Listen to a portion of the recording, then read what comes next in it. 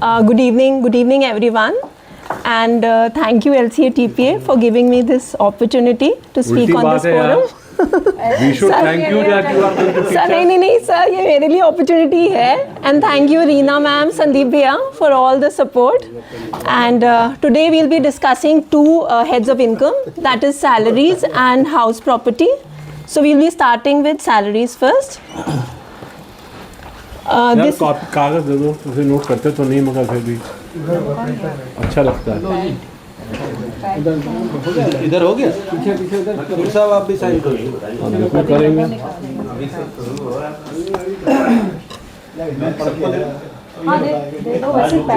Pads होंगे। खत्म हो गया।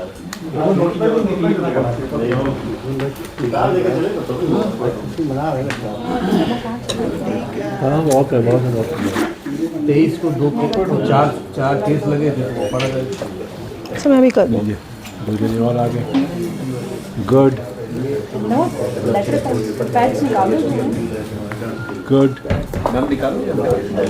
पैड्स होंगे। आगे अगर आगे आ सकते हो इधर भी इफ यू वांट, कुछ भी पूछे इफ यू प्रेफर। ये जो पूछ रहे हो जवाब देना।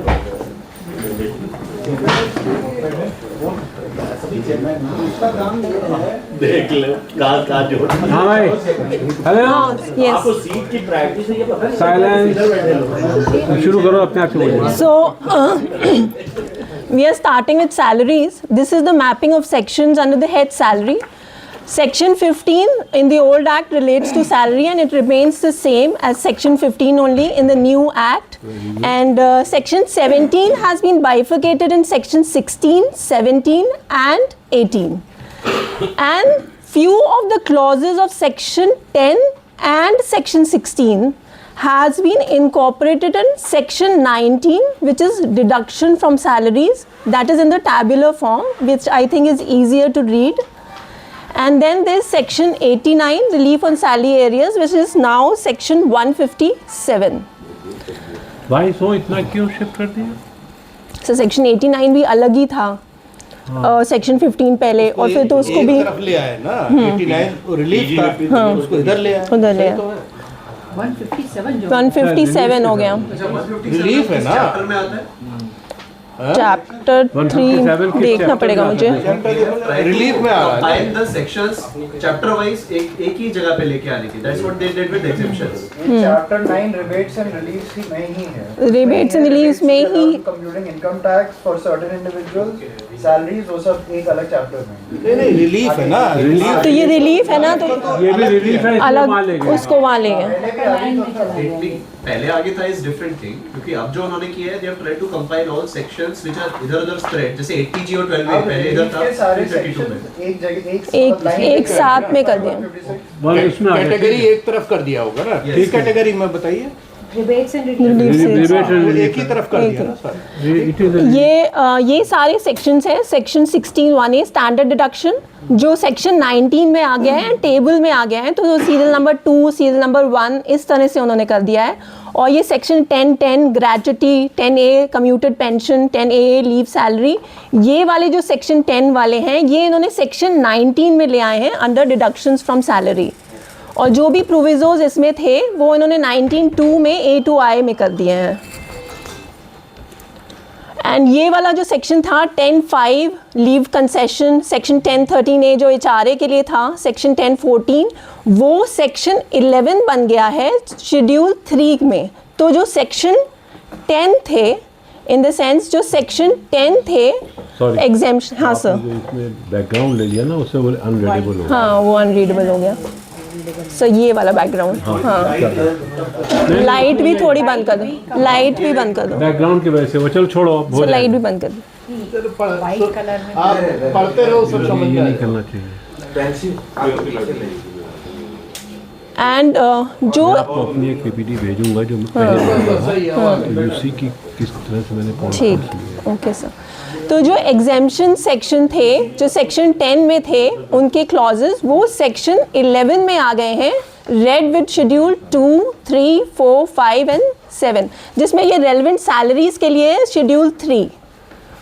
क्योंकि मैंने अभी पहले बताया ना कि जो कुछ क्लॉजेस थे सेक्शन 10 के, ग्रेच्युटी और लीव एनकैशमेंट, ये सब सेक्शन 19 में है। ये इससे फ़र्क क्या पड़ रहा है कि जो भी हमारे न्यू रिजीम है उसमें जो सेक्शन 19 में है वो हमारे न्यू और ओल्ड रिजीम दोनों में मिलेंगे, जो डिडक्शंस मिलते हैं। और जो सेक्शन 11 में हो गए हैं शेड्यूल 3 में, वो अब हमें न्यू रिजीम में नहीं मिलेंगे। गुड, वो तो सब वो ओल्ड में हमें, मिलेंगे। हाँ, वो क्योंकि वो HRA वाला जो सेक्शन था, 1014 वाला सेक्शन था, लीव असिस्टेंस वाला सेक्शन है, वो सब हमें अब नहीं मिलेंगे। वैसे भी पहले भी नहीं मिल रहे थे। ओल्ड रेजिम में मिलेंगे। हाँ, वो ओल्ड रेजिम इसलिए में। उनको चैप्टर अलग कर हाँ, दिया और नए रेजिम को इकट्ठा कर हाँ, दिया। उनको जो इकट्ठा नए कर, रेजिम में उससे नए रेजिम। हाँ, वो ये कर दिया।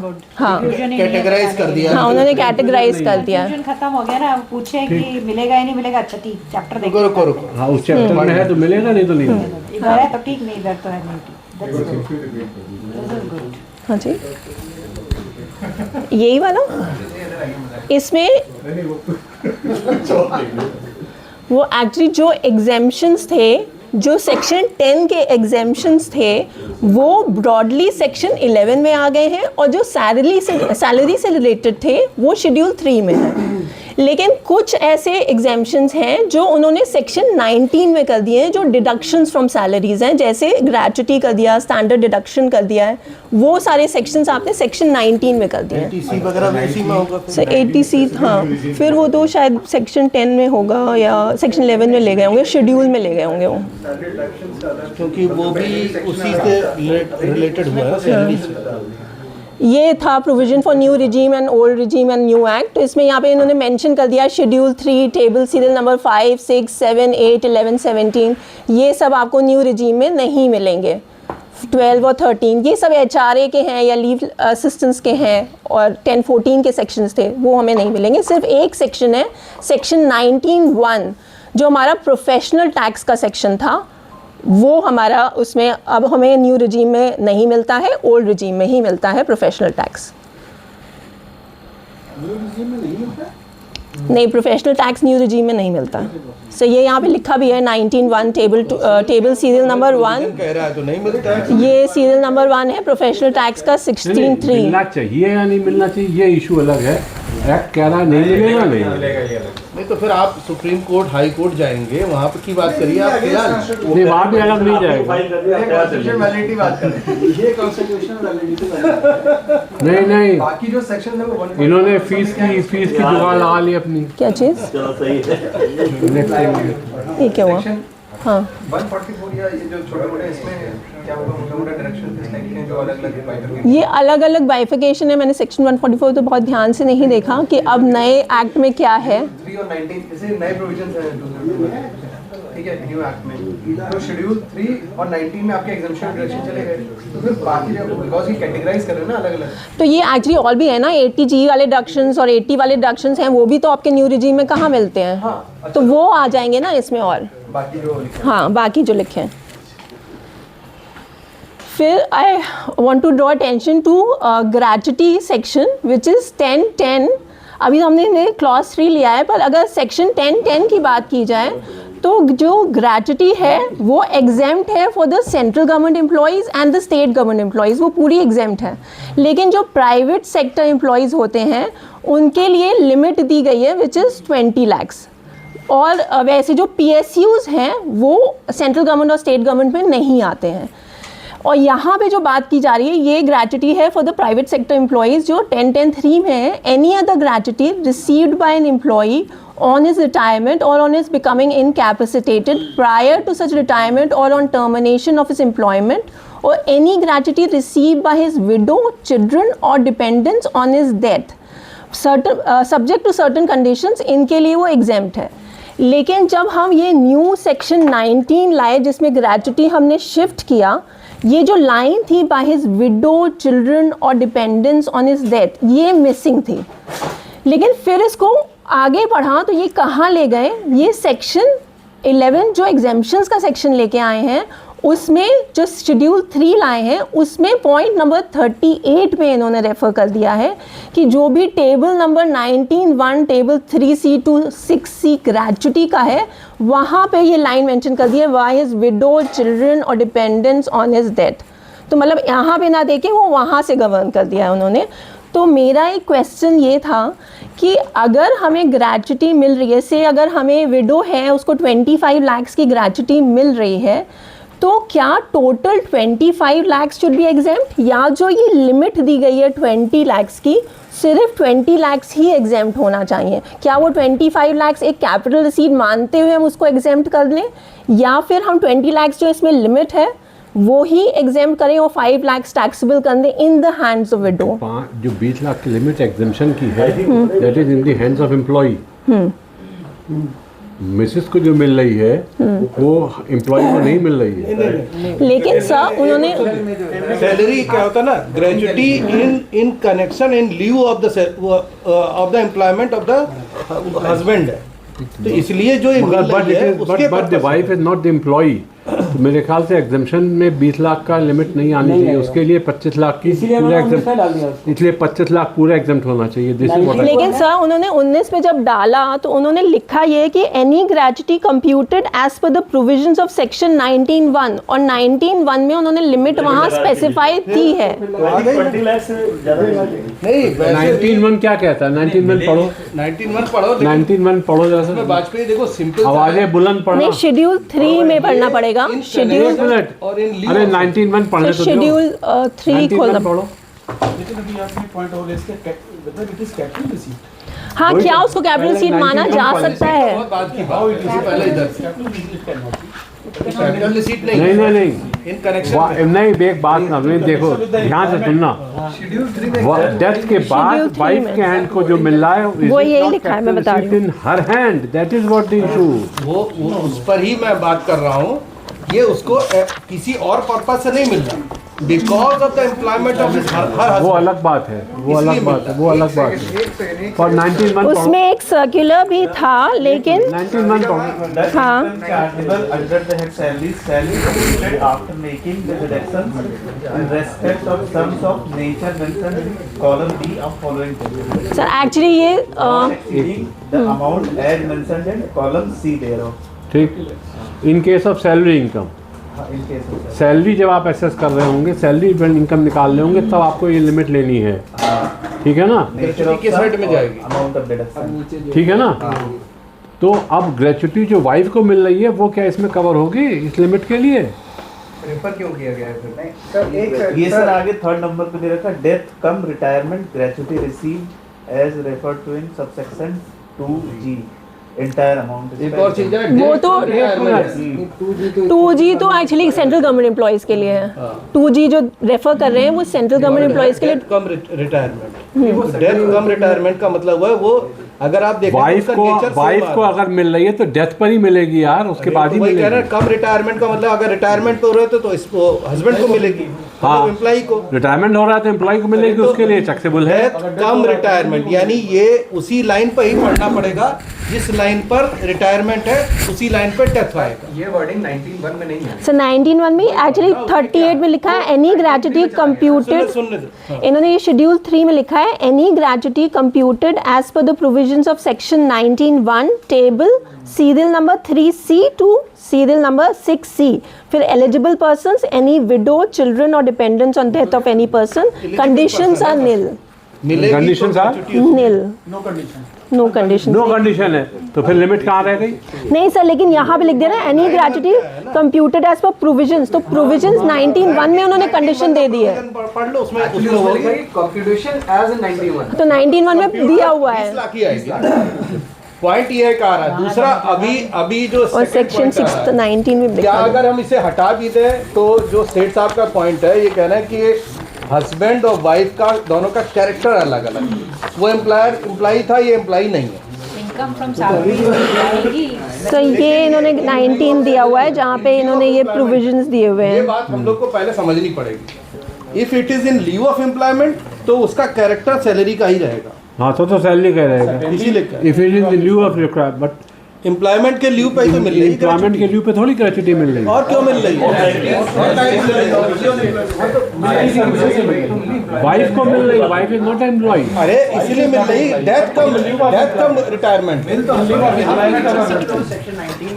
आज की तारीख मैं अकेला हूँ, कोई बात नहीं, फिर मिलेंगे। नहीं और सर वो टैक्सेबल आपका एक्सपीरियंस लाखों में एक। फिर मिलेंगे। अभी हम क्या करते हैं, डेथ पे अगर ग्रेच्युटी मिलती है तो उसको टैक्सेबल करते हैं, उस पे जाकर नहीं, वो सेक्शन 10 में हम लोग एग्जाम कर रहे हैं ना, 20 लाख कैपिटल रिसीट नहीं मान रहे।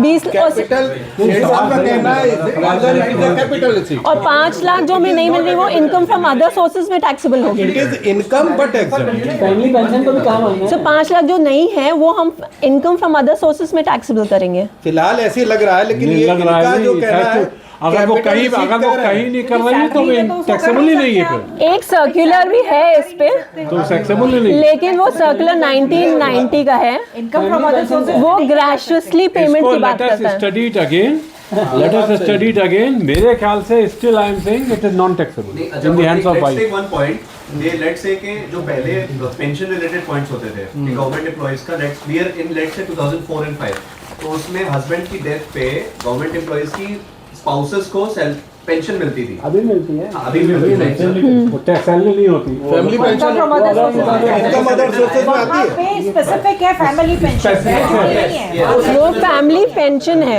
वहाँ ग्रेच्युटी वहाँ- वर्ड नहीं इफ है। That word was not there तो मैम कहां जाते हम? नॉन टैक्सेबल हो जाता है। Because it's not self-taxable. This is what अगर वो मेंशन नहीं होती तो मेंशन नहीं होती तो नहीं होती। स्पेसिफिक मतलब ऐसा नहीं कि कोई भी चीज नहीं, सेठ साहब की बात में यहाँ दम आ रहा है कि जो फैमिली पेंशन है वो is specifically mentioned over income there. From other sources. तो अगर ये ग्रेच्युटी mention का, नहीं एक सेकंड सर, अगर ग्रेच्युटी का बात आ रही तो gratuity in the hands of wife कहाँ जाएगी? सर अगर फैमिली पेंशन मेंशन नहीं होती तो भी वहीं जाती ना। सर एक ये नहीं जाएगी।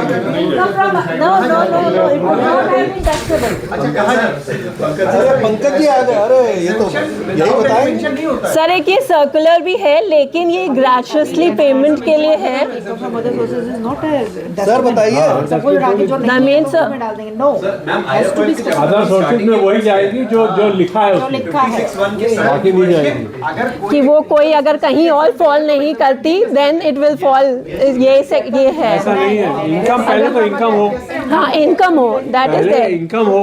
Yes that is there, income होनी तो जरूरी कह है। रहे इनकम ही नहीं है वो। यही तो बोलने की बात है। Capital receipt is windfall gain in the hands of wife it is not a capital, it is not an income. मतलब it's a windfall gain capital receipt. अब यहाँ तो पेंशन आपको सही है, मैंने सर्कुलर खोल दिया है, लेकिन यहाँ ग्रेजुअसली पेमेंट की बात हो रही है, स्टैट्यूटरली पेमेंट की बात नहीं होती है। ये नहीं, ये तो है, सर्कुलर से नहीं। एक्चुअली में जो हमारा कहना मतलब है कि ग्रेच्युटी मिल किस ले रही है? इन ल्यू ऑफ सैलरी, नहीं, वो तो हस्बैंड को मिलेगी। Gratuity in lieu of salary नहीं है। इन ल्यू ऑफ एम्प्लॉयमेंट। नो फिर नो, क्या है? क्या चीज वो है? हस्बैंड को कुछ भी किसी भी फॉर्म हाँ में मिले, कॉम्पनसेशन अगर मिल रहा है, वाइफ के लिए it is मतलब gratuity विलफुली दे रहे नहीं, हैं gratuity तो उसको हम मिलती कवर क्यों कर है? पहली सकते बात हैं, तो ग्रेच्युटी क्यों मिलती? मतलब नॉन टैक्सेबल होगा, पर ये विलफुली नहीं है। के लिए तो वो इट इज कैपिटल रिसीट। भी देखना है। नहीं नहीं एक्ट में कैपिटल ऐसे रिसीट नहीं। कैसे ड्रॉ कर रहे हैं? कैपिटल रिसीट कैसे हम उसको मतलब पढ़ लेंगे कहाँ उसको? ये कहाँ एक्ट में कहाँ लिखा है कि इनकम है, ये बताओ। सर रेसिडुअरी मतलब इनकम ये नहीं, अगर चार नहीं आएगा ये नहीं है, ये नहीं, पहले बताओ इनकम है। अगर इनकम है तब आप कॉल करेंगे, अगर इनकम नहीं है, ये नहीं है जो मिला आपको अदर सोर्सेज हो गया। सर ये बात आपकी सही है कि अगर इनकम नहीं है तो वो फॉल कहाँ करेगी फिर? हाँ वो एनआरसीसी में उन्होंने वो दिखाओ एक मिनट, इनकम की डेफिनेशन देखना जरूर। एक मिनट, पंकज जी पढ़ रहे हैं, पढ़ो। इनकम बताइए इनकम। मैं खोल नहीं रखा। सर कहाँ पे इनकम की डेफिनेशन? इसमें Income from other उसमें डाल के सर्च डालो। जाएंगे तो शाम हो जाएगी। इनकम फ्रॉम अदर सोर्सेज में क्या स्टार्टिंग क्या है? Income of every kind which is not to be excluded from the निकालो, टोटल income इनकम की अंडर दिस definition एक्ट निकालो। Shall be chargeable to income tax under the head income from other sources. दीवान mean से क्या? It is not charge.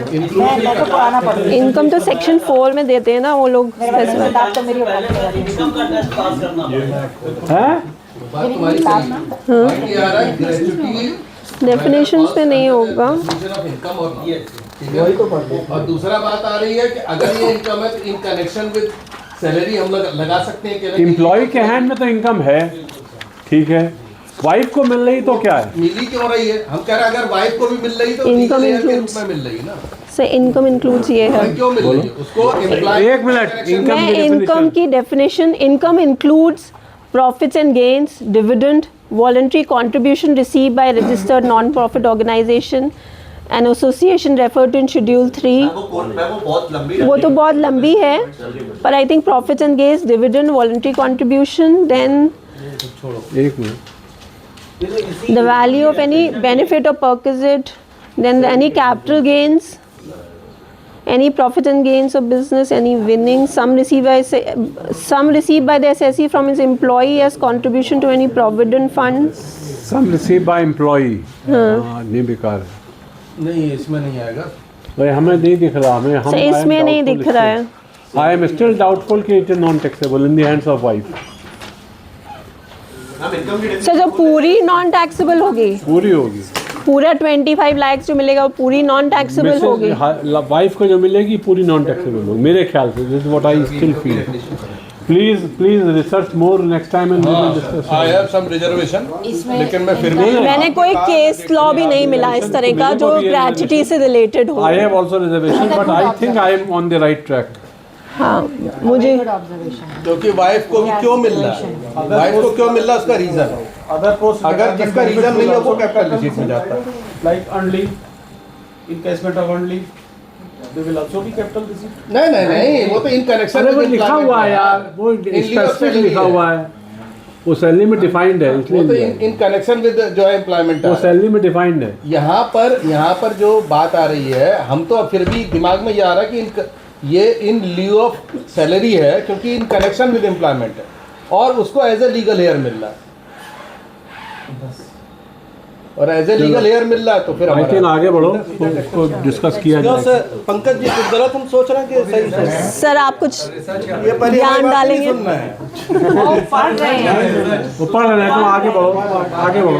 ऐसा तो नहीं है इसकी taxability as a legal heir ही बने। लीगल हेयर में टैक्सेबल किस बात की, किस हेड के अंदर बनेगी? एक्चुअली मैं यहाँ पर जो मिल रही है लीगल हेयर ही मिल रही है, और मिल कैसे? इनकम में एक्चुअली नहीं डिफाइंड है, इनकम में नहीं डिफाइंड है। जब स्पेसिफिक हर चीज इनकम है, नहीं सर, वहाँ पे भी वो इनकम तो नहीं। ये बोतल मुझे मिल गई पड़ी हुई, ये मेरी वो इनकम तो है। मैम उसे नितिन कर्मा जी ने किस पॉइंट पे कहा था? हाउ यू आर सेइंग हर चीज नहीं मतलब लेकिन ग्रेच्युटी के लिए जो लिखी है वो हाँ इनकम है, हाँ जो लिखी वो है इट इज नॉट लाइक नहीं, लेकिन उन्हें कोई एक पॉइंट मतलब किस चीज पे बोला था? I am right. क्या मतलब उन क्या मिल रहा था कोर्ट से? डेथ के बाद कुछ मिल रहा था? क्या मिल रहा था डेथ के बाद? कुछ मिल रहा था के बाद कि क्योंकि उसको लीगल हेयर के रूप में मिल रही है या अपने रूप में मिल रही है, यही पॉइंट है। अरे तो उसमें भी तो ये है ना कि एलिमनी नहीं था। नहीं मैम, वो अगर इन सर्विस में उसकी डेथ हो जाती है या आफ्टर डेथ हो जाती है तो फिर उन्होंने एक पॉइंट निकाला था। मैंने इसका उसमें जवाब टैक्सेबल है नहीं वो अलग चीज थी, वो तो एलिमनी नहीं था। मनोज फर्क है। नहीं फर्क तो फर्क ये है कि अगर वो हस्बैंड की डेथ के पहले उसको उसको ड्यू अक्रू हो गई होती है, मिलती वाइफ को, तो टैक्सेबल एक्रू तो हो रही है, एक्रू तो हो रही है। नहीं हुई। नहीं हाफ मंथ नहीं हुई। ऑफ सर्विस हो रही है। नहीं वो एक्रू नहीं हो रही, नहीं एक्रू हो रही है। वो तो अरे accrue in the hands of company हो रही है। अरे नहीं, ग्रेच्युटी का प्रोविजन कैसे होता है? अरे बात तो सुनो यार, accrue in the hand of SSC जो पेबल है उसके हैंड की बैलेंस शीट के लिए एक्रू हो रही है, देने के लिए एक्रू नहीं हो रही है। वो अरे देने ड्यू नहीं हो रही है, ड्यू वो नहीं हो रही है, तो लेकिन इनकम एक्रू है बट नॉट पेबल है, ये है not yes accrue but not but not due, not due. हाँ नॉट ड्यू, पेबल ड्यू होगा ऑन द इवेंट। हाँ तो इसका मतलब एक्रू तो हो गई, एक्रू क्या मतलब? हो गई, एक्रू उससे क्या मतलब? हो रही है। सर असर्टेन हो गई, असर्टेन हो गई।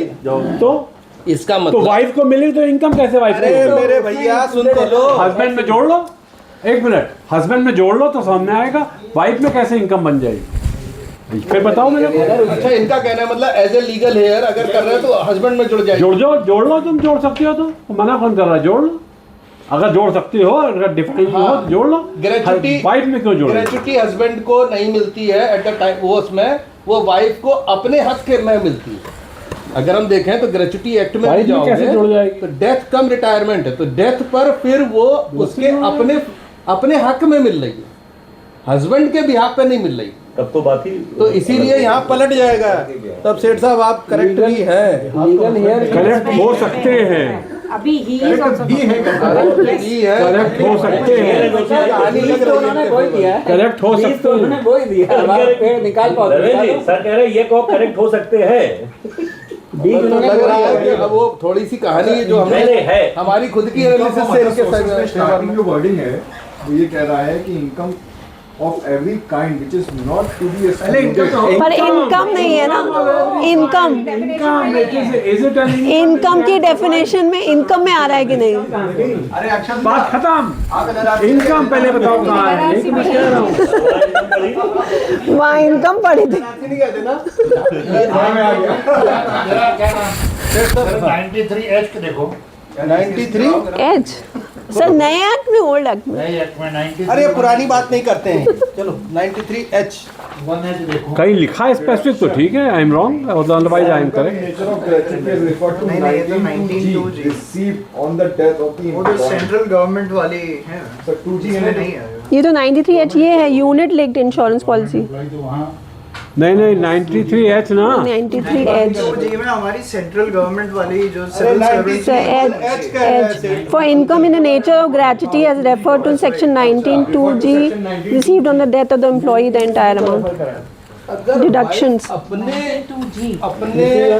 For income in the nature of gratuity as referred to in section 19(2)(g.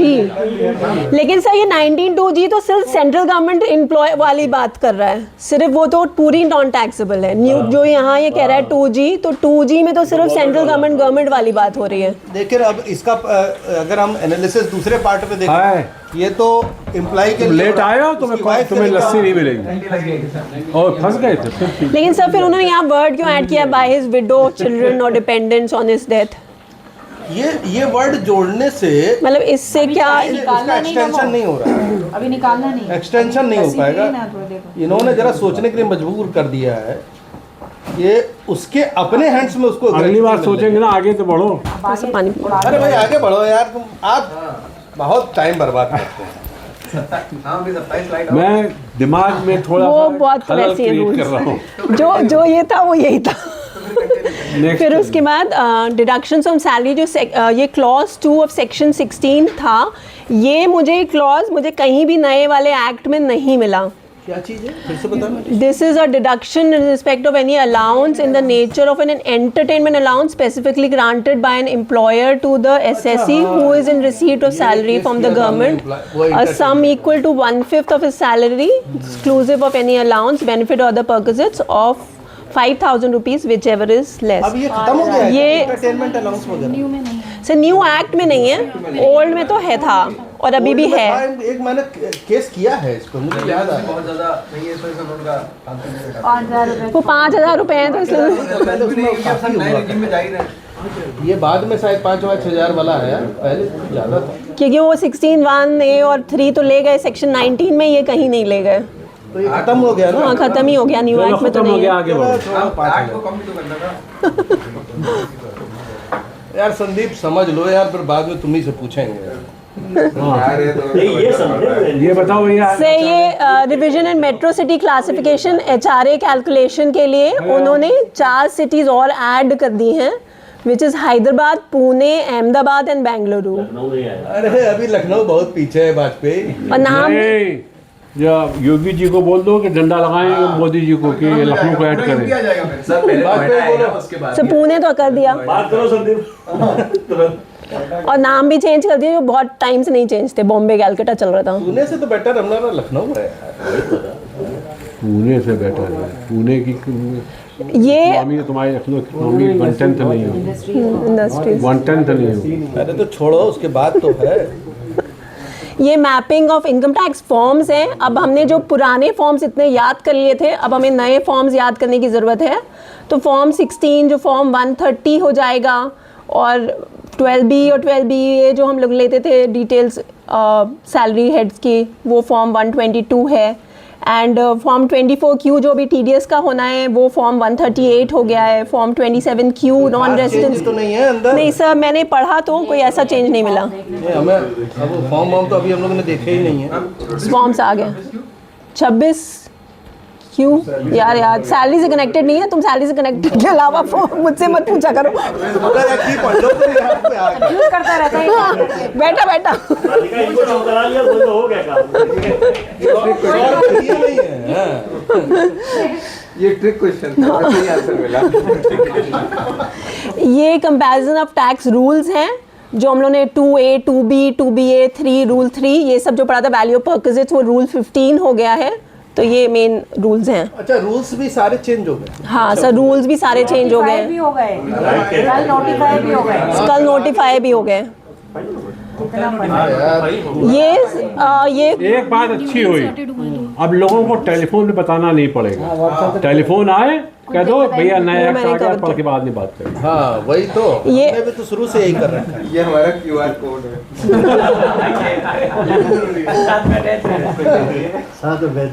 Sir अब ये रूल्स हैं, इसमें एक ये वाला जो रूल है for in case of accommodation is unfurnished, जब एम्प्लॉयर अनफर्निश्ड अकोमोडेशन देता है तो उसमें वैल्यू ऑफ परक्विजिट्स ये दी हुई थी 10% ऑफ सैलरी, 7.5% ऑफ सैलरी, इन मतलब वो लिमिट्स दिए हैं 15 lakhs। तो इसमें जो एक कंडीशन मेंशन की थी थर्ड पॉइंट में, in respect of the period during which the said accommodations was occupied by the employee during the previous year or reduce by the rent if any actually paid by the employee. ये जो condition थी ये third point के end में mention थी, मतलब first 2 points में mention नहीं थी, लेकिन एक्चुअली जो पॉइंट्स हैं ये are separated by a semicolon. First point भी सेपरेटेड है by a semicolon, second point भी, और थर्ड पॉइंट में कॉमा है। तो I think this condition was applicable to all the 2 points above. Yes, you are right. लेकिन अब उन्होंने पता नहीं क्यों सोच के क्लैरिटी लाने के लिए उन्होंने सारे पॉइंट्स में ये कंडीशन मेंशन कर दी है। कर दिए ना? हाँ बहुत बेटर कि कॉमा वाला समझाया, मतलब ये अच्छा है। एक्चुअली इन इतना समझाया उन्होंने, इंटरप्रिटेशन है। एक्चुअली ग्रामर में अगर सेमी कोलन है हर पॉइंट के बाद और उसके बाद एंड पॉइंट में अगर कॉमा दिया हुआ है और उसके बाद कोई कंडीशन है तो वो उस सबको तीनों पॉइंट्स में अप्लाई कर जाता तुम है। लॉरेटो कॉलम में नहीं पढ़े, इसीलिए तुम ये पूछ रहे हो। खाली क्वेरी मास्टर है। राधिका तुमको ये कैसे पता चला? सही है, मैंने रिसर्च किया, हम पढ़े, मैंने लमाटनिया में पढ़ा है। हम लॉरेटो में पढ़े, लॉ पढ़ा है हमने वहाँ। हमने बहुत बढ़िया बताया। कॉमर्स स्टूडेंट थी। इतना अच्छा अतुल समझाया मोहन जी ने उसको बहुत फिट और कर दिया। अतुल मोहन ने उसको और क्लेरिफाई कर दिया। 100%। बिल्कुल हाँ सही सर, बात। वहाँ भी सुना था मैंने उनको। वो सर ऐसे था कि जैसे ABC 3 कंडीशन दी और इसके बाद मैं कॉमा लगा के बट लगा के और एक कंडीशन लगाई, तो वो बट के बाद वाली जो कंडीशन है वो ABC तीनों पे लगता है। सी पे नहीं लगाएंगे तो कॉमा के बाद बट लगा, बट कॉमा के बाद बट। सब पे भी सेमीकोलन का कोई मतलब होता है कि सेमीकोलन? वही इसमें ये जो कह रही है एक चीज और अभी क्लॉज का हम लोग डिस्कस करते हैं, डिस्कशन में बहुत अच्छा क्लैरिटी आई कि क्लॉजेज में कभी भी लास्ट में फुल स्टॉप नहीं होता, हर क्लॉज के बाद में सेमीकोलन मिलेगा अच्छा, और एंड में जाके वो मिलेगा। इसका मतलब कंटिन्यूटी हुई ना सर? हाँ, वो कंटिन्यूटी क्लॉज जो है वो भी कनेक्ट कर दे रहा वो है। जो एक मतलब जो एक तो पहले हम लोग बिगनिंग को ले ही रहे थे, लेकिन बाद में भी उसमें सेक्शन 2 में देखो कहीं भी कॉमा आगे। अच्छा, हम ऐसे ही लगा कॉमा लगा है, कॉमा होगा या लगा रहे लास्ट में क्या है, लगा देखो के जरा सेमीकोलन होना चाहिए हर क्लॉज के बाद। हर क्लॉज के बाद सेक्शन 10 वाले क्लॉजेस देख लीजिए, सेक्शन 2 या 10। सेक्शन 2 पुराने वाले एक्ट का ना, तो नए भी नहीं होगा, नहीं में क्लॉज सेमीकोलन है, सेमीकोलन है, सब में सेमीकोलन। सेमीकोलन है, सेमीकोलन है। लास्ट में देखो तो सेमीकोलन क्लॉज हो गया। जो खत्म होगा वहाँ पे एंड लास्ट वाले तो लास्ट में शायद फुल स्टॉप कर देंगे। स्टॉप है कि नहीं? बिल्कुल लास्ट जो एंड नंबर होगा उस पर कहीं फुल स्टॉप होगा। आखिरी में फुल स्टॉप है, तो क्या हुआ, ये क्लॉज हो गया। तो इसलिए ये सारे क्लॉजेस हैं, सब सेक्शंस नहीं है। 112 के बाद में मतलब ये है ना और क्लॉज के पहले ये क्लॉज को लिए कि पहचान और मिली। लेकिन यहाँ पे जब नया किया तो थर्ड पॉइंट में कॉमा हटाना भूल गए हैं, तो हटा देना चाहिए था यहाँ कॉमा। तुमने तो नहीं गलत कर दिया वहाँ देखो। नहीं सर है, मैंने चेक किया। तुम्हारा रीचेक करो। सेमी कॉलम से एक क्लॉज हो गया सर सेक्शन ही, ये तो रूल्स हैं। 20 बार चेक करके बोलते हो। सर ये है मेरे पास रूल्स भी। हाँ बताइए सर। इसको कंक्लूड कर दिए नहीं नहीं पंकज सर प्लीज बोलने दो बोलने दो। नहीं ये पहले अरे हो गया, चलो चलो बोलो। शेड्यूल 3 खोलो। खोलो भाई शेड्यूल 3। शेड्यूल 3 कहाँ पे है? Serial number 38। ये वाला है ना, अभी बताइए क्या कहाँ बता रहे हो? शेड्यूल 3 ये 10% 7.5 और फिर यहाँ पे कॉमा। शेड्यूल 4 पे तो पहुँच गया। सर है, ये मत पढ़ो, उससे पढ़ो, ये भी सब गलत शरत हो सकते हैं। अरे सर ये रूल्स है ना, रूल्स तो अभी आए नहीं, ये एक्ट नहीं है, ये तो रूल्स पढ़ रहे हैं ना। Serial number 38। चलो भाई शेड्यूल 3 है कहाँ यार? सर शेड्यूल 3 है, एंड में है सर। ढूंढना पड़ता साझा हाँ, समझ नहीं सर, आता। 663। तो लिखा है तो बोल रहे स्टार्टिंग में मेंशन हुई है कैलकुलेशन 38 देखो। सर कौन सा 38 तो मैंने पढ़ लिया, 38 तो पढ़ के सुनाया था मैंने। कुछ और का है। यानी विडो, चिल्ड्रन और डिपेंडेंट और death of an employee. Sir वो तो मैंने पढ़ के सुनाया आपको। तो फिर इसमें एग्जाम में आ गया ना शेड्यूल 3 में पूरा। शेड्यूल 3 में एग्जाम होगा। सर तो सर 20 लाख का ही तो 20 लाख ही तो हुआ। क्यों 20 लाख क्यों हुआ? सारा हुआ। उसके उसकी Any जो amount. वैल्यूएशन है वो उसको 1 से ले वो सर शुरू में लिखा ना कंप्यूटेशन एज पर 19(1), तो 19(1) में मेंशन है। नहीं वो क्या कह रहा है? Any gratuity computed as per provisions, computed as per provisions of so and so, not limit को नहीं करा वहाँ की। नहीं सर लेकिन मतलब है मेजरमेंट है। लेकिन सर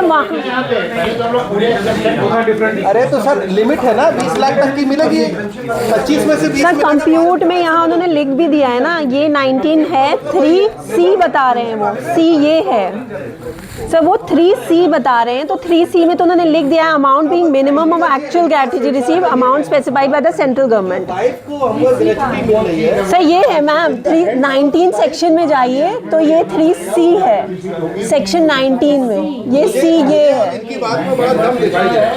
सर, C में ये है। अगर मामला हाँ तो पहले क्या पूरा पूरा लेके हम सब वो भी नहीं पता ना। नहीं अपने इनकम है उसकी। मेरे ख्याल से पहले का नहीं हाँ। लिमिटेड ही था। हाँ सर, तो वो पहले भी शायद 20 लाख ही मान रहे थे और अभी भी पहले मीन्स भी वो जो एक्ट ग्रेच्युटी एक्ट के हिसाब से जितना एग्जाम्पशन ब्लू शीट साहब ने बड़ा अच्छा दिया है।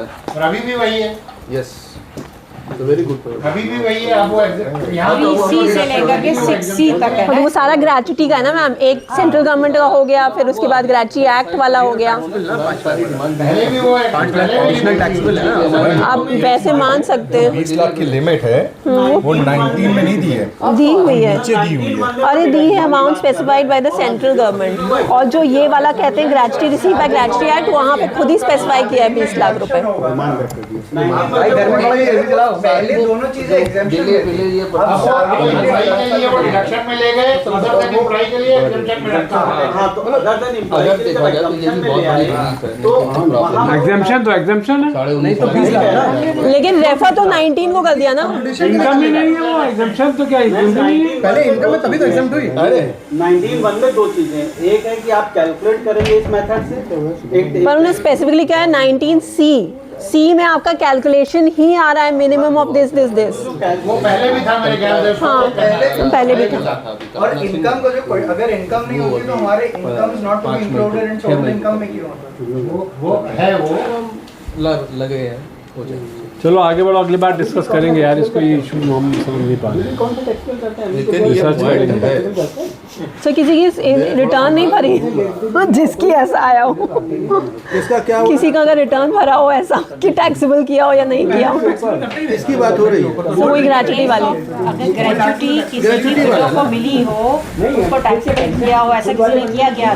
किसी ने ऐसी रिटर्न भरी हो कि मतलब जैसे विडो की भर रहे हैं, उसको ग्रेच्युटी मिली हो, तो हमने क्या किया है 20 लाख मेरे तक। पास केस आया, अब तो मैं इन्हीं के पॉइंट पे लड़ लूंगा। हाँ सर लड़ लीजिएगा, फिर हम सर फिर एक केस मिल जाएगा सर, केस नहीं मिल रहा था इस पे। नहीं लग रहा, नहीं बहुत सही कह रहे हैं, गलत नहीं कह दम लग रहा है। रहे। इनका हैंड्स ऑफ वाइफ उसकी इनकम ही है।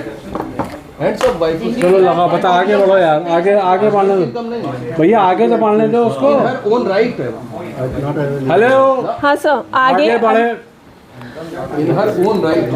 अब सर ये मोटर कार वाला परक्विजिट्स है, इसमें एक्चुअली हेलो हेलो हेलो भैया, एक्सक्यूज मी भैया इन हर ओन है सर। खत्म कर ये ले सब फलहारी है, जिनके व्रत हो वो भी खा सकते हैं। फिर नहीं, ये मोटर फलाहारी है, सिर्फ व्रत वाले खा सकते हैं और कोई नहीं खा सकता। ऐसा नहीं है यार, सब खा सकते हैं। आप ही रहते हो, कह रहे हैं सर। व्रत वैसा उन लोगों का सबका है। कभी तो हंस लिया करो। सर फिर ये मोटर कार का परक्विजिट है, जहाँ पे सर फाइनली अभी कुछ नहीं निकला। सेम थिंग है, पहले भी लिमिट थी, पहले भी अनलिमिटेड नहीं था। तो सर मतलब 5 लाख टैक्सेबल होगा विडो के हैंड में। अनलिमिटेड पहले भी लिमिटेड थी, अभी वही ये पहले वाली बात नहीं हो रही, बात ये हो रही है कि कंपैरिजन तो पहले से ही कर रहे थे ना कि पहले सेक्शन 10 में विडो। सर लेकिन पहले हम ये भी बात कर रहे थे कि पहले भी ऐसा करना चाहिए था कि पूरा टैक्सेबल कर, पूरा एग्जेम्प्ट कर देते हैं या पूरा टैक्सेबल। टैक्सेबल होकर के केवल टू दैट एक्सटेंट जितनी लिमिट है उतना ही एग्जेम्प्ट होगा। अच्छा, लेकिन दोनों चीज अलग अलग है। अभी भी हम लोग वाइफ की इनकम अलग है, हस्बैंड की इनकम। चलो नेक्स्ट चलो। केस में वो लगेगा वाइफ में। अच्छा ये जो है ये परक्विजिट्स हैं, मोटर कार का परक्विजिट है, that is they have increase the limit. वो 1800 और 900 जो होता था वो उन्होंने 5000 और 3000 कर दिया है, और विच इज़ मतलब जिसमें 1.6 लीटर से कम क्यूबिक कैपेसिटी है। और अगर मोर देन दैट है तो 2400 900 जो था वो 7000 और 3000 कर दिया है। And if the maintenance is made by the SSC then it was 600 and 900, अब वो 2000 और 3000 हो गया है। और पहले 900 और 900 था, वो 3000 और 3000 हो गया है। ये सब न्यू रिजीम में भी है, सब सर ये न्यू में ही है। सब मिलेगा। हाँ हाँ, सब मिलेगा क्या? ये टैक्सेबल होगा, ये परक्विजिट वैल्यू है सर, टैक्सेबल है। परक्विजिट है तो वैल्यूएशन है इसका। हाँ नहीं, तो ये जो नई लिमिट्स हैं ये दोनों केस में है ना सेम या कुछ सेम ही है, वो तो सेम नहीं है ना। वो परक्विजिट्स है ना, सेक्शन 7 वो उससे हैं, तो फिर वो तो इसका मतलब बढ़ गई। हाँ सर बढ़ गई है, परक्विजिट्स की वैल्यू बहुत बढ़ गई। हाँ सर, और टैक्स है, बेनिफिट हो गया ना। ये डिडक्शन बेनिफिट नहीं क्या था, हुआ? ये बेनिफिट नहीं है, परक्विजिट की वैल्यू बढ़ गई है। उनकी वैल्यू इंक्रीज हो रही है। अभी अलाउंसेस भी बढ़ गए हैं, उनकी वैल्यू भी बढ़ी है। तो तुम्हारा फायदा हो रहा है। सर उतना तो बहुत नहीं चाहिए, कम बढ़ेगी। यहाँ पे भी लिमिट बढ़ाई दी है, जो अगर मोटर कार की अदर ऑटोमेटिव हैं तो वो भी लिमिट बढ़ गई है। इसमें यहाँ पे स्मॉल एक क्लरिकल एरर भी था, जो 2C लिखा हुआ है वो 3C होना चाहिए था। मैंने अभी नए में भी चेक किया, वहाँ पे भी चेंज नहीं किया है उन्होंने, तो इट शुड बी 3C, क्योंकि कंडीशंस 3C में मेंशन है, 2C में नहीं मेंशन है। देन इवन फ्री और कंसेशनल एजुकेशन फैसिलिटीज़ में भी बढ़ गई है लिमिट। पर चाइल्ड में 1000 था, अब 3000 हो गया है। और अगर आपको इंटरेस्ट फ्री लोन देना है अपने एम्प्लॉई को, तो पहले लिमिट 20,000 थी, अब लिमिट बढ़ के 2 लाख हो गई है। क्या चीज़? सॉरी, किसकी लिमिट? सर इंटरेस्ट फ्री और कंसेशनल लोन जो हम एम्प्लॉयर एम्प्लॉई को देते हैं, तो उसमें जो लिमिट थी पहले 20,000 थी, अब उसको 2 लाख कर दी गई है। Very good. हाँ अभी 2C पे जाते हैं, जहाँ 2C लिखा था। हाँ जी, अगर 2C में कुछ है ही नहीं तो फिर जीरो वैल्यूएशन करना क्यों है? नहीं सर 2C में तो कंडीशंस दी हुई है। क्यों पढ़ेंगे एक्ट में? सर 2C में तो कंडीशंस तब है जब अगर कुछ भी हमारा सब चीज़ अदर ऑटोमोटिव जो हैं वो हम सिर्फ अपने यूज़ के मतलब प्राइवेट यूज़ के लिए नहीं यूज़ कर रहे हैं, तो फिर उसमें कंडीशंस अगर हैं तो वो अगर फुलफिल हो रही हैं कि आपने वो मेंटेन किया हुआ है सब कुछ, ऑफिशियल पर्पस का डेटा एंड कॉल लॉग, तो वो इसके वो कंडीशंस मेंशन है। नहीं, लेकिन अगर वो वहाँ पे खाली है, कुछ उससे एप्लीकेबल ही नहीं है, वो चीज़ भी फर्क है। मिसप्रिंट है, एक्ट में मिसप्रिंट है तो हमें प्रिज्यूम को करना है। अच्छा अच्छा अच्छा, मतलब फिर अपने कहाँ पे अब अपना दिमाग क्यों लगा रहे हैं? हाँ हम अपना दिमाग क्यों लगा रहे हैं? अच्छा। तो ठीक करना चाहे ठीक करे। कहाँ नहीं लिखा? ये वाला 2C में कुछ नहीं लिखा है। 2C में रेफर करोगे तो कुछ और चीज़ को कह रहा है। 2C दिखाओ भाई, 2C में क्या लिखा? सही है, उसमें रूल्स में तो ये बताओ, अगर उसके रूल्स ना हो तो क्या वैल्यूएशन आएगी कि परक्विजिट की नहीं आएगी? नहीं आएगी। उसी नहीं है तो क्या का मतलब है? परक्विजिट तो परक्विजिट इनकम है लेकिन वैल्यूएशन अगर हम वैल्यू नहीं कर सकते देन इट विल क्यों नहीं कर सकते? कर सकते हैं, हमारी कर सकते हैं। हम न्याय विवेक लगा के 5,000 रुपए कर सकते हैं। ये एक्चुअली 3 है ना, तो 3। अरे भाई क्यों नहीं कर सकते? उसके रूल प्रिस्क्राइब्ड है, रूल यहाँ से 3A शुरू हो गया आपकी हेल्प के लिए और ये गया 3B और 3C होना चाहिए। जनरल 2C लिखा है उन्होंने। ये धर्मेंद्र ये समझो, रूल प्रिस्क्राइब हो या ना हो, जो इनकम बेसिक है वो तो इनकम रहेगी। परक्विजिट इनकम है तो इनकम तो है। बेसिक क्या है वो तो फिर कैलकुलेट कैसे करना है ये आपके आईटीओ, आपके और आईटीओ के बीच की बात है। निपटिए आपस में। वो तो ईज के लिए रूल्स बनाए गए हैं। बेसिक तो है ना कि जो भी आपके माध्यम ये नहीं कि रूल नहीं तो इनकम नहीं है। ये कहाँ से उल्टी उल्टी गंगा बहा है? अगर हमारे पास में मेथड नहीं है, मेथड नहीं है, बिल्कुल मेथड है। नहीं, आप रोज आप गाड़ी में कितना पेट्रोल फूक रहे हैं आपको नहीं मालूम? अरे हम अपने लिए यूज कर रहे हैं कि हम उसके एम्प्लॉयमेंट में यूज कर रहे हैं, हमें कैसे पता है? क्यों आप लॉगबुक रखिए, नहीं तो आपको कैसे नहीं पता? आप कैसे लॉगबुक रखिए। पहले होता ही था, हम लोग नोट देते थे कि लॉगबुक हैज बीन मेंटेन। पहले हम लोग लिखते थे लॉगबुक हैज बीन मेंटेन। यार ये क्या मतलब है? एक एम्प्लॉय ये लॉगबुक मेंटेन करेगा? हाँ करना चाहिए सर, करना चाहिए। सरकारी में भी होता है। सर सरकारी में अभी भी होता है।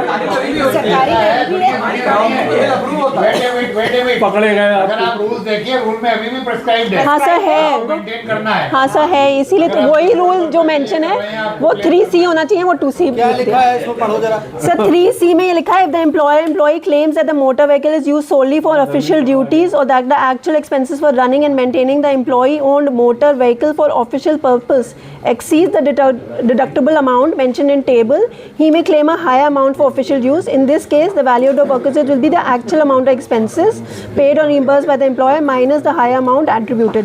उसके लिए जो conditions लिखी है, the employer has maintained, यहाँ पर वो उसकी सुविधा के लिए रूल है और उसने लिखी भी है कि has maintained complete details of journey undertaken for official purpose. अब समझ गए? ये हमने नहीं पढ़ा था। ये क्यूबिक कैपेसिटी की तो पहले से चली, अब ईवीज चलो जल्दी समझ गया। EVs का देखना पड़ेगा। क्यूबिक कैपेसिटी, क्यूबिक कैपेसिटी कोई बात होती नहीं है। नहीं होती है। ये सही कह रहे है ना EV ईवी में क्यूबिक कैपेसिटी नहीं है, होगी क्या होएगा? इनकम नहीं है वो। सब EV में क्या होगा? वो इक्विवेलेंट कैपेसिटी मिल जाएगा उसका। कहाँ से निकालो? No perquisite. तो सब फिर परक्विजिट होगा नहीं। लो सब लोग EV ले लो। तो सब लोग EV ले लो फिर। ईवी में क्या है जरा बताओ। सर नहीं सर, एक्चुअली इसमें यहाँ क्यूबिक कैपेसिटी लिखा है, तो नमन का क्वेश्चन है कि EV कैपेसिटी का मतलब क्या हुआ? आप वो लीटर इंजन्स में जो सिलेंडर्स होते हैं, क्यूबिक कैपेसिटी अब ईंधन के लिए लिखा है। Sir cubic capacity does not, अब ये लिखा है क्यूबिक कैपेसिटी फॉर सिटिंग है। नहीं भाई, नहीं होती है। लीटर इंजन का सर 1.6 लीटर है, लीटर 1.6 लीटर। हमारे में तो उसमें ईवी में तो इंजन ही नहीं। तो सर फिर आपका परक्विजिट्स नहीं है। मोटर है, मोटर बुढ़ा हो गया ये। हम तो यहाँ से सीखते हैं। सबको EV दिलवाओ। ईवी तो हमने खरीद ली थी। तो सर इसलिए एम्प्लॉय को अब फिर वो नहीं होगा परक्विजिट। सर बताइए। लगेगा फिर। चलो आगे बढ़ो। लेकिन इस पर सोचना पड़ेगा, मतलब एक्ट को अप्लाई कैसे करें? जो नहीं अप्लाई हो सकता वो अप्लाई नहीं हो सकता। Finish, zero.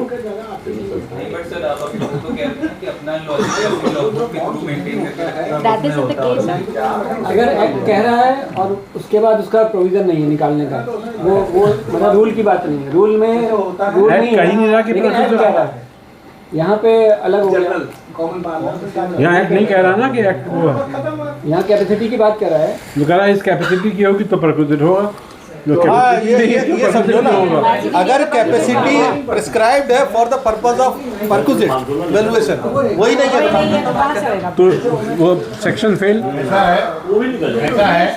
हाँ सर। पहले आपका सेक्शन, पहले मेन सेक्शन में जाइए जहाँ पे चार्जेबिलिटी है परक्विजिट की। पिया जाए फिर रूल्स इज एक्चुअल एक्सपेंडिचर लिखा होगा तो बात अलग है। द मेन लेजिस्लेशन, और मेन लेजिस्लेशन में परक्विजिट के लिए क्या लिखा है बताओ? पढ़ो। परक्विजिट कहते हैं किसको है? परक्विजिट के बारे में क्या कहा है? पढ़ो भैया। खाली अगर रूल्स में सेक्शन भी है इसमें 17। नहीं रूल्स में अगर उसका डिटर्मिनेशन आएगा ना, पहले तो आए कि एक्ट में लिखा है 17 सॉरी विवेक पे डिटर्मिनेशन होगा। ऐसे नहीं होता है विवेक पे। अगर विवेक के लिए लिखा है तो विवेक पे होगा, नहीं तो नहीं होगा।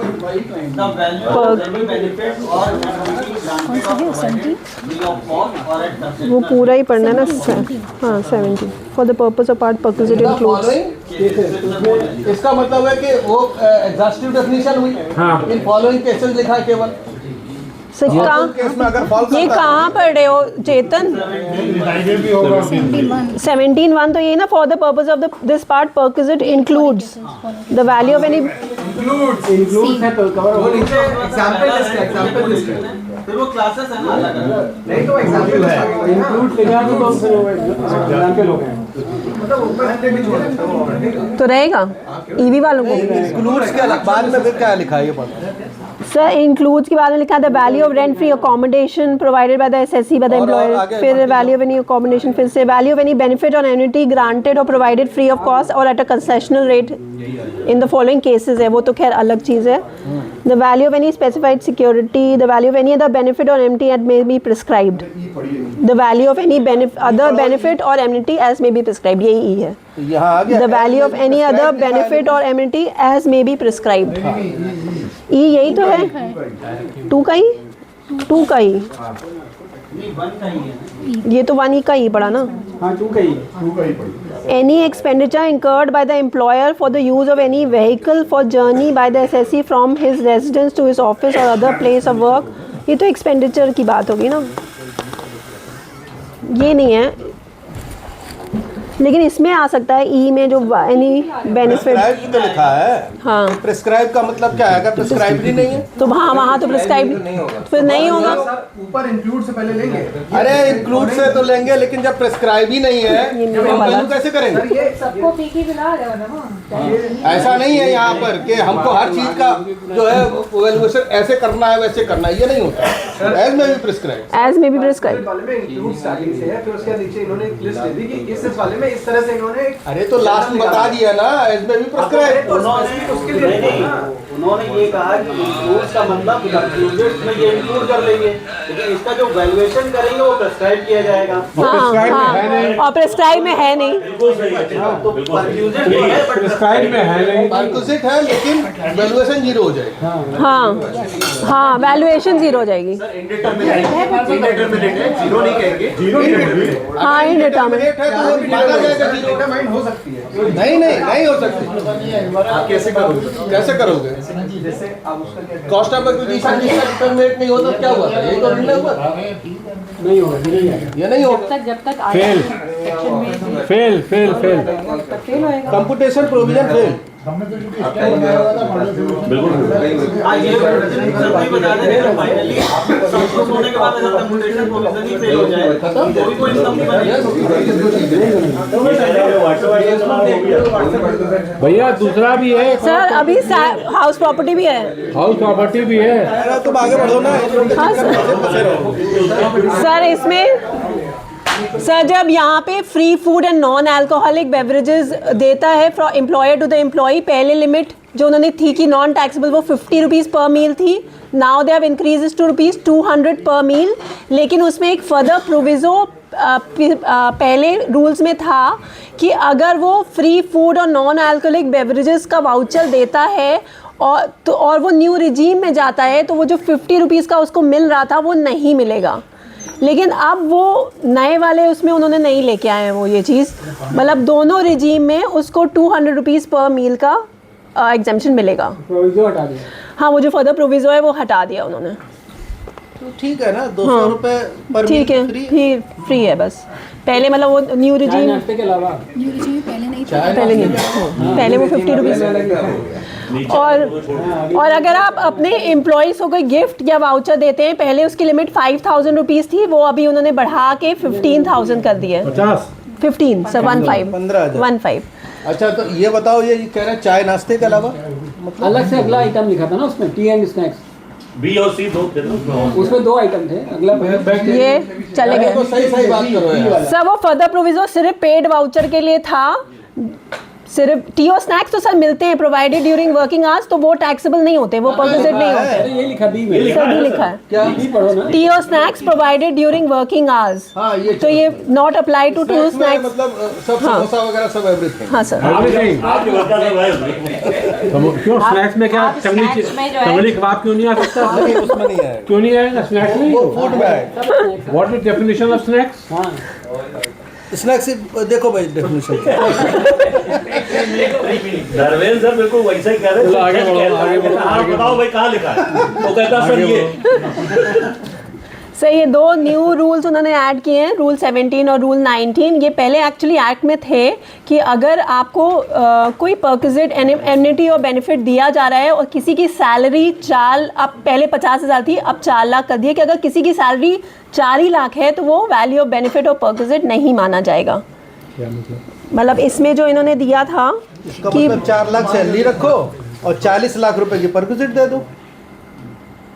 तो नए लेबर कोड में फंस जाएंगे हम, ठीक है? नहीं वो लेबर कोड छोड़ो, इनकम टैक्स एक्ट की बात इन्होंने करें। लिखा था वैल्यू ऑफ एनी बेनिफिट और एनिटी। मुझे लग रहा है कि इसमें तुम कुछ लोचा है। नहीं सर ये मैं पढ़ रही हूँ, ये एक्चुअली उन्होंने रेफर किया 17(1)(c)(2), तो वो ये है the value of any benefit और एनिमिटी ग्रांटेड और प्रोवाइडेड फ्री ऑफ कॉस्ट और at a concessional rate in the following cases, जिसमें 2 है, by any employer including a company to an employee other than the employee referred in sub clause 1, वो sub clause 1 director वाला था, whose income under the head salaries by way of monetary payment for one or more employers exceeds such amount as may be prescribed।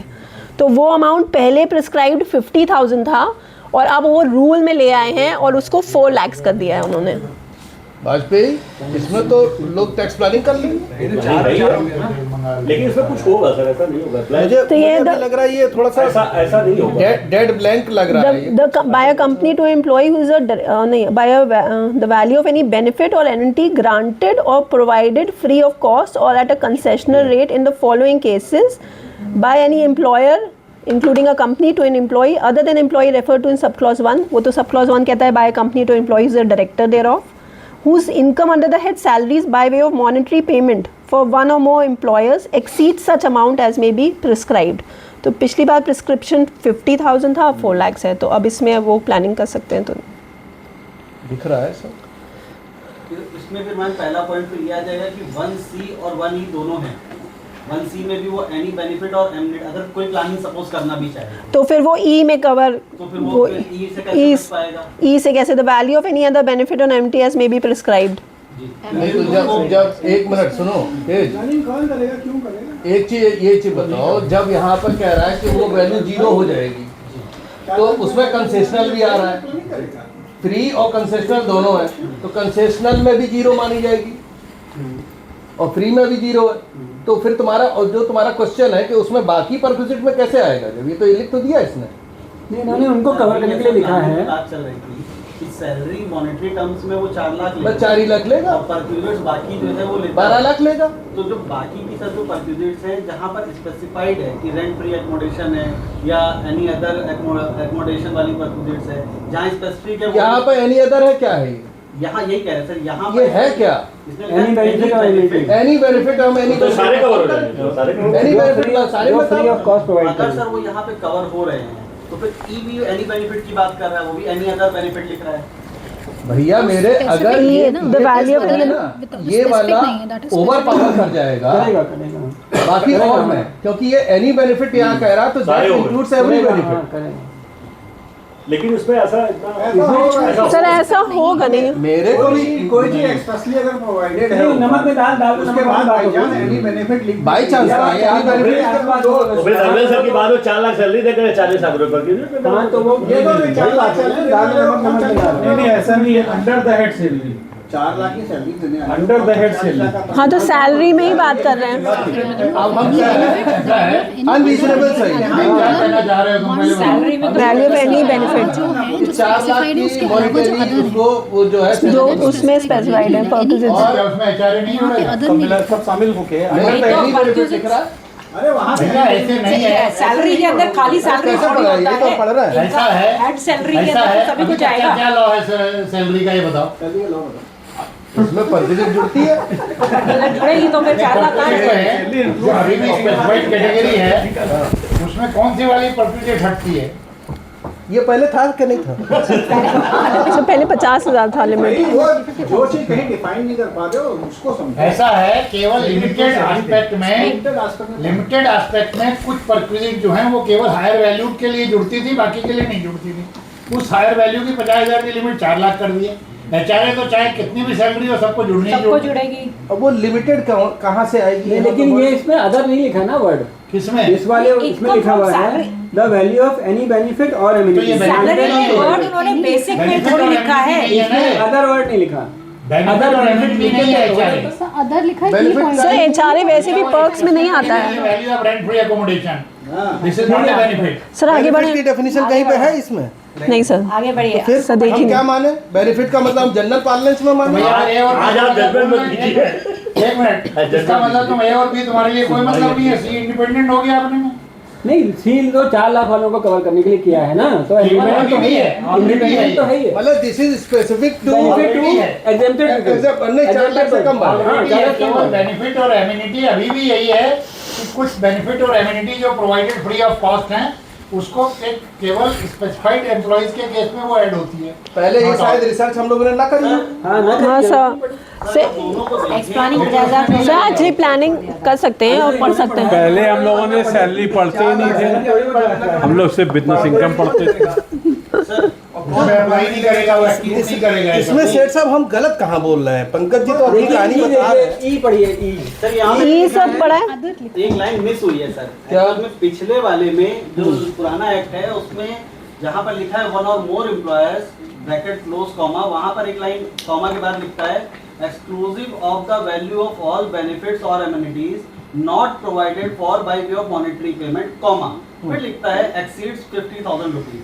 ये वाली सब जो line है exclusive वाली वो नए एक्ट में मिसिंग है। हाँ, अब इसका मतलब पहले वाले में कवर हो सकता था, पुराने एक्ट, लेकिन अब नया एक्ट फिर से अब पढ़ इसके अलावा एक और है, ई देखिए, ई की लैंग्वेज पढ़िए, देखिएगा इसमें लिखा है the value of any other benefit और एमिनिटी, तो अदर को तो यहाँ कवर कर रहा है, तो एक्चुअली वो उठा के यहाँ से ले आए ना। 4 लाख वालों के लिए स्पेसिफिक प्रोविजन है, अलग से लाए। तो हेमंत बाबू इसमें हम लोग कर सकते हैं, मतलब हमें नहीं करना। जब तक चेंज नहीं होगा, जब आएगा तब की जब बात। तक एक्ट चेंज नहीं करते हो तब तक 4 लाख वाले क्या करना है? और क्या? अच्छा, और नेक्स्ट एक रूल और है जिसमें अगर कोई एम्प्लॉयर बाहर किसी एम्प्लॉई का ट्रीटमेंट कराता है, मतलब अब्रॉड, तो पहले लिमिट थी 2 लाख रुपए कि अगर उसकी सैलरी 2 लाख रुपए है, एम्प्लॉय का ट्रीटमेंट, हाँ एम्प्लॉयर एम्प्लॉई का ट्रीटमेंट कराता है आउटसाइड इंडिया, और उसकी सैलरी अगर 8 लाख रुपए है तो फिर वो परक्विजिट नहीं माना जाएगा। 8 ये लाख नहीं, पर एनम। हाँ सर, हाँ सैलरी या perquisite? Salary sir, salary sir, gross total income, gross total income, gross total income में देखो भाई, सही हाँ सर, ग्रॉस टोटल इनकम। नहीं तो पहले ग्रॉस टोटल 2 लाख। हाँ नहीं, पहले सैलरी से 2 लाख। नहीं, पहले ग्रॉस टोटली थी, जो पहले 2 लाख थी, अब वो 8 लाख हो गई। बोल रहे भाई, gross total income, gross total income पहले भी थी, अभी भी वही है। गलत लोगों बात करते हैं। अब ये रूल 2 भी है, ट्रैवल कंसेशन और असिस्टेंस, जो 10(5) का है। इसमें पहले जो था कि अगर हमने जर्नी परफॉर्म की है after 1 October 1997 by air, then an amount not exceeding the air economy fare, पहले हमें एयर इकोनॉमी फेयर मिलता था, अब उन्होंने कर दिया है कि shall not exceed the fare admissible for the class of travel to which the employee is entitled. Entitlement तो एंटाइटल्ड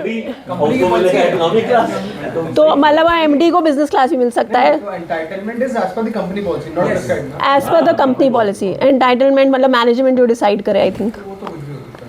वो तो प्रिस्क्राइब्ड होगा, वो थोड़ी तुम अपनी मर्जी से कर दोगे। मैंडेटरी हो गया है that you have to write it down everything, all the conditions have. Labour law आप भी पढ़वाइए यहाँ पे। पढ़ के आ रहे हैं। वाउचर अलाउ हो गया है, special case business class is allowed. तो क्या करा जाएगा?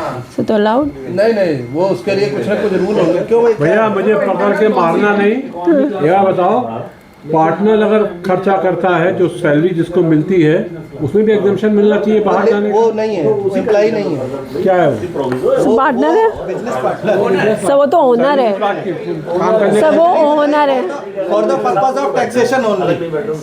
आप बात समझिए, वो है एम्प्लॉयर एम्प्लॉय रिलेशनशिप नहीं है। मैंने पहले ही कह दिया था मारना नहीं आया।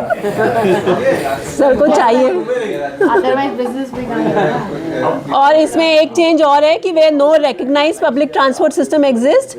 तो पहले वो शॉर्टेस्ट रूट का दे रहे थे, अब उन्होंने 30 rupees per kilometre for the distance of the journey by the shortest route shall be addressable, ये कर दिया। शॉर्टेस्ट रूट लगा तो दिया इसमें सर 30 रुपए पर किलोमीटर कर दिया है। सर पहले नहीं था, पहले फर्स्ट क्लास रेल फेयर था, air condition first class rail fair. Amount specify नहीं। अब फर्स्ट क्लास वाला खत्म कर दिया। हाँ सर अच्छी बात है, शॉर्टेज डिस्टेंस लिखा है, एरियल रूट नहीं लिखा। एरियल नहीं, मतलब क्रोवाइज नहीं है। अब ये और अलाउंसेस हैं जिन्होंने चेंज कर दिए हैं, ये मतलब एनी स्पेशल कॉम्पनसेटरी अलाउंसेस हैं। लोकेशन टफ लोकेशन अलाउंस 1 2 3, तो उसमें 7,000, 4,500 और 1,500 कर दिया है। अच्छा ये वो सब हाई एल्टीट्यूड भी और है। कॉम्पनसेटरी फील्ड एरिया अलाउंस 2,600 से 13,500 हो गया है। Compensatory modified field area is 1,000 to 8,000। 2 3 में कुछ नहीं है ना, वो न्यू वो एक्चुअली ऊपर ही कवर हो गया 1 2 3 में, इसलिए फाइनल मिनिस्टर की तरह पढ़ रही की तरह हमने बदल दिया है। फिर उसके बाद any allowance granted to an employee working in a transport system to meet his personal expenditure which was 70%, maximum of 10,000 which is become 25,000 maximum हो गया है। अब ये चिल्ड्रन एजुकेशन अलाउंस, ये बहुत नीडेड चेंज था। ये 100 रुपये पर मंथ पर चाइल्ड था, जो 3,000 रुपये पर मंथ पर चाइल्ड हो गया। ये यार ये सही बदल दिया। अच्छा ये न्यू रिजीम में भी है? हाँ सर, न्यू रिजीम में भी है। हॉस्टल वाले में भी चेंज कर दिया है, 300 से 9,000 कर दिया है पर मंथ पर चाइल्ड। बताओ, क्लैरिफाई करो। क्या सर? कह रहे बच्चे नहीं कोई नहीं। अपॉइंटमेंट लेटर देखा हुआ है, उन्होंने कहा कि आपको ये अलाउंस मिलेगा, even children you don't have the children you will get the children allowance. Sir नहीं क्वेश्चन ये है कि अलाउंस मिला है, बच्चा नहीं है, क्या करें? पंकज जी से बात करिए। सब पंकज जी चले गए, पंकज जी चले गए। फंडिंग लिखी है, any allowance granted to employ. Pankaj ji समझ गए, उनके लेवल के लोग on his child, on his child लिखा है, मतलब चाइल्ड होना चाहिए और वो भी इसी का। हिज चाइल्ड अडॉप्टेड भी हो सकता है। हाँ अडॉप्टेड हो। तुमने जो वर्ड यूज किया, तुमने वर्ड यूज किया within underline his child. Sir emphasis on his child. सब समझ रहे हैं। यहाँ पे हिज नहीं, his child includes adopted child. Adopted his her भी कंस्टिट्यूट किया गया। सर वैसे इनकम टैक्स में हम लोग बात कर रहे थे, जेंडर न्यूट्रलिटी होनी चाहिए, हर जगह हिज लिखा हुआ है। जेंडर न्यूट्रलिटी नहीं है। नहीं है, अरे जनरल क्लॉजेज एक्ट में ही लिखा हुआ है हिज इंक्लूड बस खत्म हो गई। चलो नेक्स्ट, स्ट्रिक्टली कंस्टिट्यूट कर रहा है यहाँ पे कि हिज चाइल्ड। ठीक है नेक्स्ट है। अब ये काउंटर इंसर्जेंसी अलाउंस 3,900 से 22,000 हो गया है। क्या चीज है? Sir counter insurgency allowance. फिर उसके बाद transport allowance granted to the employee who is blind, deaf और डम, वो उसका 3,200 था, वो अब 15,000 प्लस डीए पर मंथ। ये per month was not there जब ये रूल्स नोटिफाई नहीं हुए थे। कल ये जब नोटिफाई हुए हैं तो इसमें पर मंथ ऐड हो गया है, क्योंकि पहले मैंने लिखा था कि पर मंथ नहीं है। और प्लस डीए क्या है? हाँ प्लस डीए भी ऐड ऑन हो जाएगा उसमें। 15,000 plus DA there on and per month. DA का मतलब क्या होगा? वही वैसे डियरनेस अलाउंस। डीएनएस अलाउंस 15,000 के बाद में फिर डीएनएस अलाउंस भी मिलेगा। बहुत ज्यादा हो जाएगा। तो सर लिखा है उसने प्लस डीए। की बात नहीं है, मुद्दा ये है कि समझ में तो आए पहले ये समझ में लिखा क्यों है यहाँ पे? प्लस डीए ये डीए डीएनएस अलाउंस नहीं है, हाँ। डीए कुछ और होगा। कुछ और है सर, कुछ और है। सर लेकिन फर्स्ट डीए उन्होंने कहीं डेली अलाउंस का अलाउंस होता है ना, डीए उन्होंने कहीं स्पेसिफाई, मुझे मिला नहीं, कहीं स्पेसिफाई नहीं किया, हो सकता है मिला हो। उसको अपने में काट लीजिएगा, डेली अलाउंस। ठीक है, तो उन्होंने डीए लिखा है तो डीए में यहाँ होगा 280, ये रूल्स में होगा बेटा, इसलिए देखना चाहिए, या 280 इसमें होगा, ये 278 है, उसके बाद 280 इसमें देख लो, सही कह रहे हैं, डेली अलाउंस है, एंड में होगा एकदम एंड। कह दिया भाई हमने, कह दिया। अरे जो इनने कह दिया बात खत्म हो गई, बात खत्म हो इसी गई, में next एंड में आगे होगा। डीए फिर ये एनी इन्होंने डीए उसको कहीं स्पेसिफाई किया, आगे देख लो कहीं स्पेसिफाई सब ऐसे ही किया। करा सारी करती हो, लिमिट ये चेंज हो गई वहाँ से यार। नहीं है, सीधे रूल से देखो ना। सही है, रूल्स की कॉपी है फॉर ऑल्टीट्यूड खोले हुए हैं 9,000 to 15,000। ये ऑल्टीट्यूड अलाउंस है जो 1,060 और 1,600 था, वो 4,500 और 7,000, और एक जम्मू कश्मीर लद्दाख सिक्किम अलाउंस आ गया 30,000 per month. And underground allowance एक काम करो बेटा, तुम एक एक्सेल पर एक शीट बनाओ, एक्सेल पर पहले अलाउंस क्या था, अब अलाउंस क्या है, एक शीट बना दो, उसको शेयर कर दो, वो शेयर कर दो, एक्सेल पे शीट बनाओ। पहले भी नहीं पढ़ा था, लेकिन मैं आप तुम्हें ये चेक कर दूंगी, तुम मुझसे कर सकते हो। आप पढ़ लें। ये एक एक्सेल पे शीट बना दो, बन जाएगी। लेके आएंगे लोग कि भैया अलाउंस तो है, वो बहुत यूजफुल होगी Excel, very useful. Underground allowance granted, ये पहले 800 था, अब it is 15% of basic pay, and this is check करना था। special compensatory highly active field area allowance which was 4,200, now it is 22,000 per month. And newly inserted here, any special allowance granted to the member of the armed forces in the nature of island duty allowance or island special duty allowance, that is areas around the capital town port player के लिए 10% of basic pay, and difficult areas north is 16% of the basic pay. And any special allowance granted to the member of the armed forces for the nature of island duty allowance at FIS से है, which is 20% of the basic pay. And newly inserted है Siachen allowance, जो Siachen area of Ladakh है, that is 42,500 per month. Lovely. आप रहना भी तो बहुत मुश्किल है, इस सबको कैलकुलेट करना ही बहुत मुश्किल हो जाएगा अपने लिए।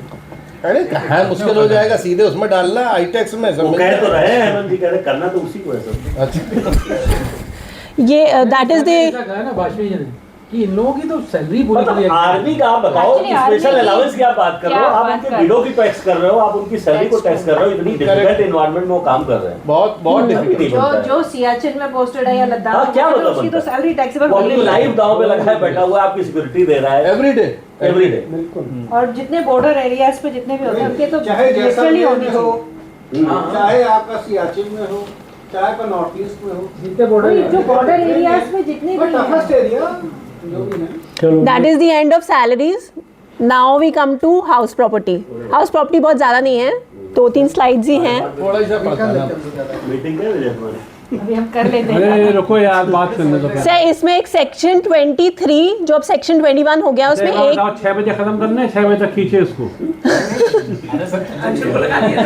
नहीं 6 बजे तक खत्म करो। सर इसमें एक चेंज आया है, इसमें सेक्शन 23 कहता था where the property consisting of any building or land appurtenant thereto is held as stock in trade and the property or any part of the property is not let out during the whole or any part